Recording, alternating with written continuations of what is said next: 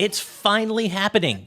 7 long years after Mega Man 11's release, we got the news that the Blue Bomber is returning at long last in Mega Man Dual Override, revealed in shockingly grand fashion as the Game Awards' penultimate reveal this year. Now, as the GVG crew's resident Mega Man superfan, there was no way I could let this momentous occasion pass by without digging deeper into the reveal trailer to analyze it for hidden details and hints about what we can expect from Mega Man's 12th mainline adventure.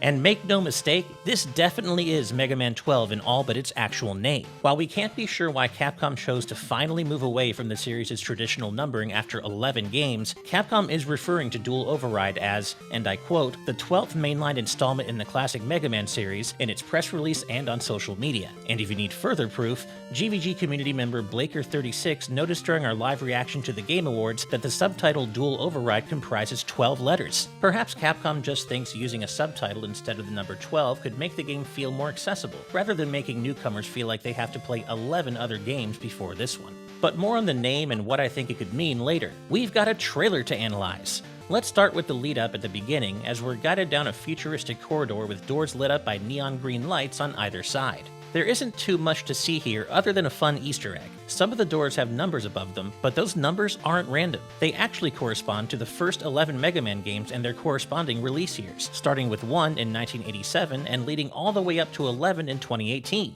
Cool. Then, in order to open the door at the end of the corridor, a password is entered, DLN.001.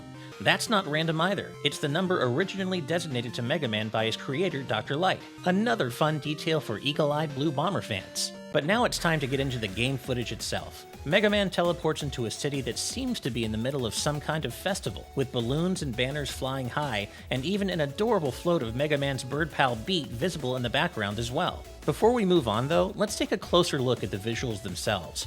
I've already seen some hot takes that Dual Override doesn't look any better than Mega Man 11 despite the 7 years between them, but if you look at the details, that's just not true. Take for example this Reddit post by user JackBlack203 comparing Mega Man's character models in 11 and Dual Override side by side. Now, I loved Mega Man's design in 11. I thought it was super slick and clean at the time, but after seeing his Dual Override design, I can't go back. The improved shading combined with his more stylized proportions and helmet make him look so much cooler than he did even in 11. Moving on, we see our first enemy, a classic Met originating from the very first Mega Man game. It's good to be back. Then we cut to an interior area featuring a wall blaster, another classic enemy from Mega Man 4. Here we also see Mega Man slide to avoid a couple of sparkler hazards, confirming that key moves return in Dual Override. Right after this, the scene cuts again to another interior area, and we see Mega Man unleash a charged shot to destroy 2 Tellys, another returning enemy from Mega Man 2. Importantly, this confirms that Mega Man can both slide and charge his Mega Buster in Dual Override, a welcome continuation of Mega Man 11's course correction after 9 and 10 took away those abilities. But there's also a really cool Easter egg in this scene. The visuals on the cylindrical pillar in the center depict Gamma, the quote-unquote peacekeeping robot designed by Dr. Light and Dr. Wily that served as Mega Man 3's final boss after Wily hijacked it. You can even see him piloting it in this visual, just like in that fight so long ago. Could this be hinting at something meaningful beyond being a cool throwback for fans? It's impossible to say for sure at this point, but it certainly is a fun detail nonetheless. Next, we're outside again, with fireworks lighting up a starry night sky.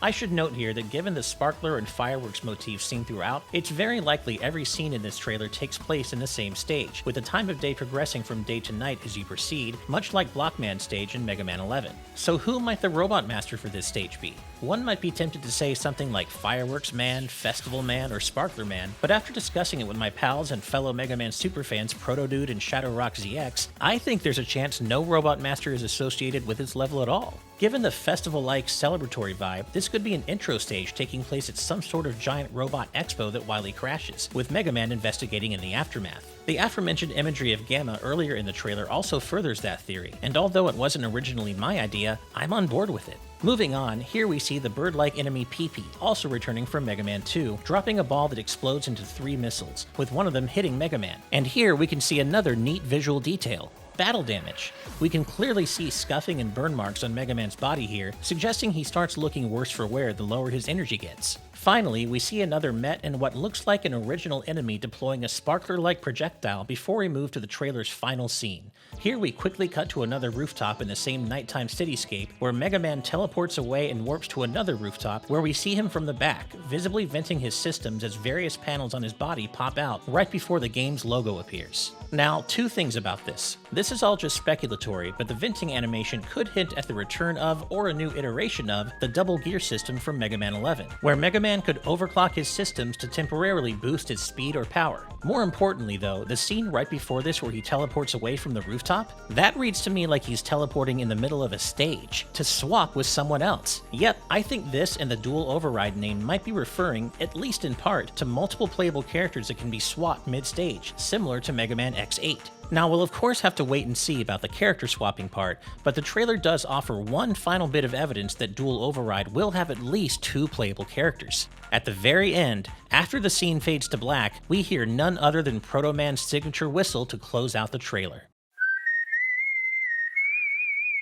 I'd say that's a surefire confirmation that Proto Man will be present in Dual Override, and while nothing is confirmed yet, I'd bet dollars to donuts he'll be playable again after his unexplained absence in Mega Man 11. But what about Bass? Well, we'll just have to wait and see. And that wraps up this analysis of Mega Man Dual Override's reveal trailer. But as always, we want to know what you think. Are you excited for the Blue Bomber's long-awaited return? How are you feeling about Dual Override so far? And did you catch something I missed? Let us know in the comments below, and if you like what we do here at GVG, please drop a like and subscribe to our channel, as every little bit really does help. You can also check us out on Patreon at patreon.com/gvgaming, where we offer perks like early access to our content for as little as $5 a month. In the meantime, keep up that fight for everlasting peace. See ya!